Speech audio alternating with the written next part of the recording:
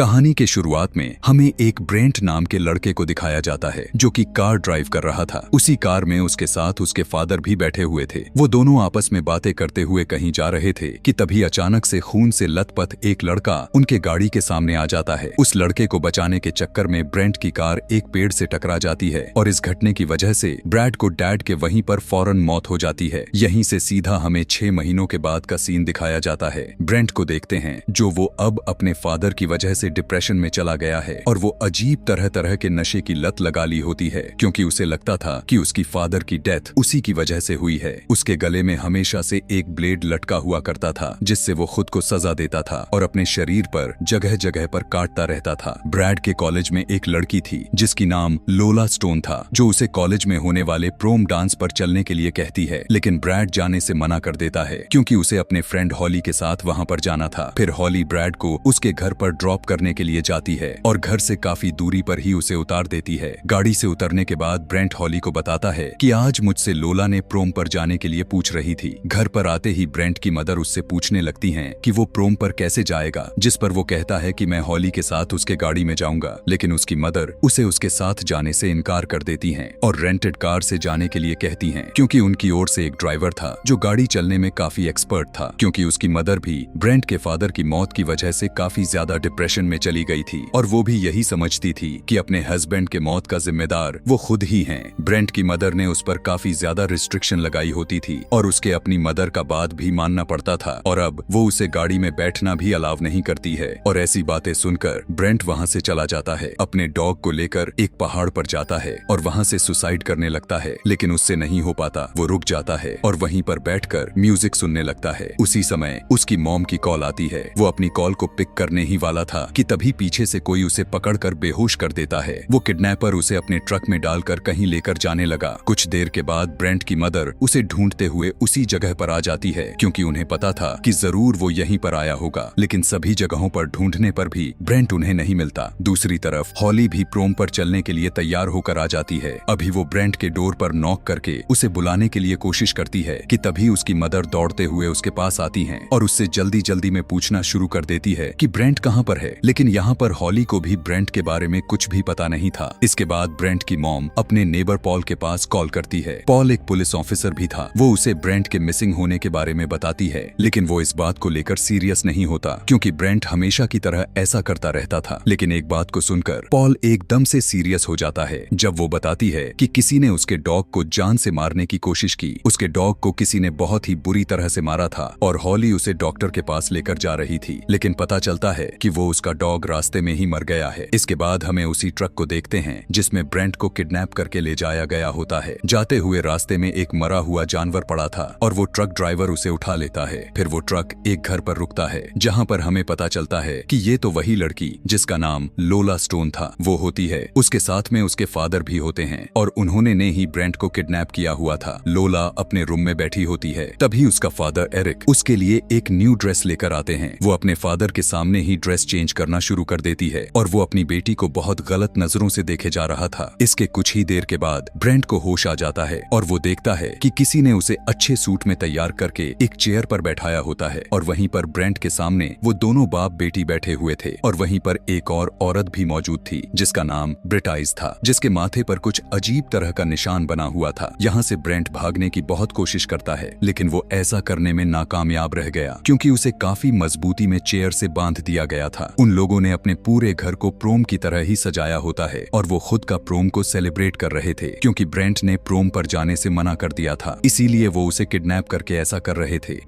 इसके बाद वो एक ब्लीच से भरा हुआ इंजेक्शन को उठाते हैं और ब्रेंट के गर्दन में इंजेक्ट कर देते हैं जिससे उसके गले की बोलने वाली क्रिया काम करना बंद कर देती है और अब वो चिंख और चिल्ला नहीं सकता था। एरिक उन दोनों की एक पिक्चर बनाता है और उसके बाद वो ब्रिटाइज को भी उसके साथ बैठाकर उसका भी पिक्चर लेता है। यहाँ पर लोला स्टोन ब्रिटाइज को देखकर खुश नहीं थी, जिसके बाद वो डिनर करने लगते हैं, लेकिन ब्रिटाइज कुछ भी खा नहीं रही थी। उसे देखकर लोला खाने के लिए जबरदस्ती उसके मुंह में डालने लगती है, यानी वो उसकी मदर नहीं थी क्योंकि लोला स्टोन स्टोन उसके साथ बहुत बुरा पेश आती है। यहाँ पर पता चलता है कि उन लोगों ने ब्रिटाइस को भी किडनैप किया हुआ था। ब्रिटाइस के बाद वो ब्रेंट की तरफ बढ़ती है, उसे जबरदस्ती चिकन खिलाने की कोशिश करती है, लेकिन ब्रैड अपना मुंह नहीं खोलता। फिर वो एक स्लगन कहती है जो कि KFC की स्लगन है, इज इट्स फिंगर, लेकिन गुड। लेकिन इसके बावजूद भी ब्रेंट इसका कोई भी जवाब नहीं देता। तब एरिक एक हथौड़ा उठा कर ले आता है। जब लोला स्टोन उससे कोई सवाल करती है तब एरिक उस हथौड़े से टेबल पर जोर से मारता है और मजबूरन ब्रेंट को जवाब देना पड़ जाता है और वो अपना सर को हिलाते हुए उसे जवाब देता है। जब वो अपना सर हाँ में हिला देता है तब वो अपने फिंगर को लिक करने को कहती है। अब क्योंकि उसका फादर सामने हथौड़ा लेकर खड़ा था इसीलिए उसे उसकी फिंगर को लिक करना पड़ जाता है। कुछ ही देर के बाद ब्रेंट टॉयलेट जाने के लिए कहता है, लेकिन लोला उसे एक गिलास को खाली करके उसे देती है और कहने लगती है कि वो इसी गिलास में कर ले। लेकिन ब्रेंट ऐसा नहीं करना चाहता था क्योंकि वो तो टॉयलेट के नाम पर उसे कुछ और ही करना था। फिर एरिक उसके पास हथौड़ा लेकर आता है और उससे कहता है कि तुम्हारे डॉग को मैंने ही मारा था और उसके डॉग को उसने बड़ी बेरहमी से यानी अपने हथौड़े से उसके शरीर में किल घुसा घुसा कर मार कर घायल कर दिया था। फिर वो ब्रेंट के पास वो एक किल लेकर आता है और ब्रेंट को 10 सेकंड का टाइम देता है और कहता है कि अगर उसने 10 सेकंड में टॉयलेट नहीं किया तो वो उसमें भी किल ठोकना चालू कर देगा। वो दोनों बाप बेटी बैकवर्ड्स काउंटिंग स्टार्ट कर देते हैं, इसीलिए मजबूरन ब्रेंट को टॉयलेट करना पड़ जाता है। लेकिन गुस्से में आकर ब्रेंट लोला स्टोन को पैर मारता है जो कि पीछे जाकर गिरती है और अब वो आजाद हो जाता है और वहां से भागने की कोशिश करने लगता है। वो भागते हुए बाहर जाकर उनके ट्रक के नीचे छुप जाता है। एरिक भी बाहर आकर सबसे पहले वो अपने ट्रक को ही स्टार्ट करता है। वो ट्रक को रिवर्स कर ही रहा होता है कि तभी वहां पर उसे ब्रेंट नजर आ जाता है और वो पागलों की तरह अपनी ट्रक को उसके पीछे लगा लेता है। लेकिन बिल्कुल सही समय होते हुए ब्रेंट एक पेड़ पर चढ़ जाता है और उसका ट्रक उसी पेड़ में जाकर लग जाता है। उसी समय लोला भी वहां पर आ जाती है और वो ब्रेंट पर पत्थर मारना शुरू कर देते हैं। अचानक से एक पत्थर ब्रेंट के सर पर जाकर लगता है और वो नीचे गिरकर फौरन बेहोश हो जाता है। इसके बाद वो उसे घर के अंदर लाते हैं और उसे चेयर पर बैठाते ही वो उसके दोनों पैरों में किल मार देते हैं ताकि वो दोबारा से भाग ना पाए। और साथ ही पॉल ब्रेंट को ढूंढ रहा था जहां से वो गायब हुआ था, लेकिन वहां पर उसे ब्रेंट तो नहीं मिलता, लेकिन उसके फोन और ईयरफोन मिल जाते हैं जो कि वो हॉली और उसके माँ को ला कर देता है। यहाँ पर लोला ब्रेंट को एक स्क्रैप बुक दिखाती है। इससे साफ साफ जाहिर हो रहा था कि वो यह सब कुछ पहली दफा तो नहीं कर रही थी, बल्कि वो यह सब कुछ काफी दिनों से करती आ रही थी। किडनैपिंग का यह काम बचपन से वो लोग करते आ रहे हैं। उसका मैड फादर उसके लिए लड़कों को किडनैप करके लाता है। फिर लोला स्टोन पहले उनके साथ डांस और खूब सारे मजे करती है और फिर उन्हें मार देती है, जिससे यह साफ जाहिर था कि अगर ब्रेंट लोला स्टोन के कहने पर प्रोम के लिए हाँ भी बोल देता तब भी वो बचने वाला तो हरगिज नहीं था। फिर वो उसी स्क्रैप बुक में एक लड़का जिसका नाम टिम्मी वैलेंटाइन था, वो उसके बारे में बताती है कि वो वहाँ से भाग गया था और ये लड़का कोई और नहीं बल्कि वही लड़का था जो ब्रेंट के कार के सामने आ गया था जब ब्रेंट और उसके फादर अपने कार से कहीं जा रहे थे। अब वो सोचने लगता है कि उसके फादर की डेथ उस लड़के की वजह से नहीं हुई थी, बल्कि इन दोनों मैड बाप बेटी की ही वजह से हुई हैं। और टिम्मी वैलेंटाइन डे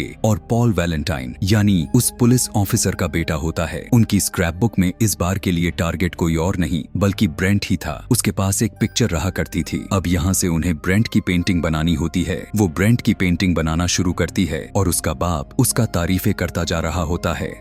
वो ब्रेंट के पेट पर एक हार्ट बनाती है और उसी हार्ट के अंदर LS लिखती है और ये काम वो बचपन से करते ही आ रही है। सबके ऊपर वो ऐसा ही हार्ट बनाती थी और उसमें LS लिख देती थी जिसका मतलब था लोला स्टोन, जिससे उसे काफी मजा आता था। इसके बाद वो दोनों उसके जख्मों पर नमक डालते हैं। ऐसा करते ही ब्रेंट तड़पने लगता है। फिर वो प्रोम की क्वीन अनाउंस करते हैं, जिसके बाद इतने सारे लड़कियों में से फाइनल लोला ही क्वीन बनती है। वो दोनों सेलिब्रेशन करना चाहते हैं, इसीलिए वो ब्रेंट से व्हिस्ल बलों करवाते हैं। फिर क्वीन को साइक ऑफ द ईयर का क्राउन पहनाया जाता है। एरिक फिर से उनकी पिक्चर बनाता है, जिसके बाद उनकी डांस की बारी आ जाती है। ब्रेंट के पैर में अभी तक वो किले लगे हुए थे जो इन लोगों ने उसके भागने के डर से लगाया हुआ था और वो उसके साथ डांस करने लगती है और साथ ही उसका फादर उन पर स्पार्कर छिड़क रहा था। लेकिन ब्रेंट के साथ उसे अच्छी फीलिंग्स नहीं आ रही थी, इसीलिए वो अपनी फादर के साथ ही डांस करना शुरू कर देती है। तब उसे पता चल जाता है कि उसका फादर ही उसका असली प्रिंस है। अब जो इन्होंने जिस जानवर को रोड से उठाया हुआ था उसे काटना शुरू करते हैं और एक सीक्रेट डोर को ओपन करते हैं और उसमें पानी डाल देते हैं। उस डोर के अंदर से काफी अजीबोगरीब आवाजें आना शुरू हो जाते हैं। एरिक एक टूल बॉक्स लाया और उसमें से एक ड्रिल को निकालकर अपनी बेटी को दे देता है और उसी ड्रिल से ब्रेंट के सर में होल बनाती है, बिल्कुल वैसा ही निशान जैसा ब्रिटाइस के माथे पर था, और वो उसके स्कल तक एक बहुत बड़ा होल बना देती है। अभी इससे भी दर्दनाक वो एक काम और भी करने वाले थे। वो उबाला हुआ पानी लाते हैं जिसे उस पानी को ब्रेंट के सर में डाल देगी, जिससे उसका दिमाग उबल जाएगा और वो बिल्कुल बेजान हो जाएगा और वो भी ब्रिटाइस की तरह हो जाएगा और उसे भी बेसमेंट के अंदर फेंक दिया जाएगा, जहां पर उसके जैसे और भी बहुत लोग भरे पड़े हैं। वो गर्म पानी को डालने के लिए जैसे ही आगे बढ़ती है, लेकिन उनको उसका होल बहुत छोटा लग रहा था, इसीलिए एरिक उस होल को बड़ा करने के लिए जैसे ही जाता है तब ब्रेंट एरिक को अचानक से ब्लेड मार देता है, जिससे अब उसे यहाँ से निकलने के लिए टाइम भी मिल गया और वो उतने टाइम में अपनी रस्सियों को खोलकर अपने पैर से कील को बाहर निकाल लेता है और फौरन एरिक को मार डालता है और उसे मारकर बेसमेंट में फेंक देता है और बहुत से लोग उसके पास आकर उसे ही खाना शुरू कर देते हैं। यह सब कुछ ब्रेंट अपनी आंखों के सामने देख रहा था। उसी समय लोला वहाँ पर आकर उसे भी उसी बेसमेंट में गिरा देती है। इसके बाद वो अपने डैड को देखती है, जो कि अब वो मर चुका है, इसीलिए वो अब पागलों की तरह हरकतें करना शुरू कर देती है, जिसके बाद वो उस बेसमेंट के दरवाजे को बंद कर देती है। ब्रेंट को वहीं पर एक टॉर्च नजर आती है और जैसे ही वो उस टॉर्च को जलाता है सभी मिलकर उस पर हमला कर देते हैं, लेकिन वो उन सभी को मार डालता है। वहीं पर वो बहुत सारे हड्डियों का ढेर भी देखता है। इसके बाद लोला स्टोन गुस्से में आकर ब्रिटाइस को भी मार देती है। दूसरी तरफ हॉली को यह बात याद आती है जो ब्रेंट ने उसे बताया था कि लोला स्टोन ने उसे प्रोम पर जाने के लिए पूछा था। यह बात वो फौरन पॉल को भी बताती है, जो कि वो लोला के घर के लिए निकल पड़ता है। पॉल लोला स्टोन के घर पर आते ही उसके विंडो से झांकता है तो उसे वहाँ पर काफी गिरा हुआ खून नजर आता है। वो दरवाजा तोड़कर अंदर चला जाता है। तब ब्रेंट को पता चलता है कि वहाँ पर जरूर कोई आया है, इसीलिए वो जोर जोर से शोर मचाने लगा, जिससे पॉल को पता चल जाता है कि वो वहाँ पर छुपा हुआ है और वो बेसमेंट का दरवाजा खोलकर उसे ढूंढ ही लेता है। उसी समय अचानक से लोला वहाँ पर आकर पीछे से उसके फेस पर चाकू से स्टैब करके उसी बेसमेंट में फेंक देती है। फिर ब्रेंट पॉल का पिस्टल को उठाकर लोला पर शूट करना शुरू कर देता है,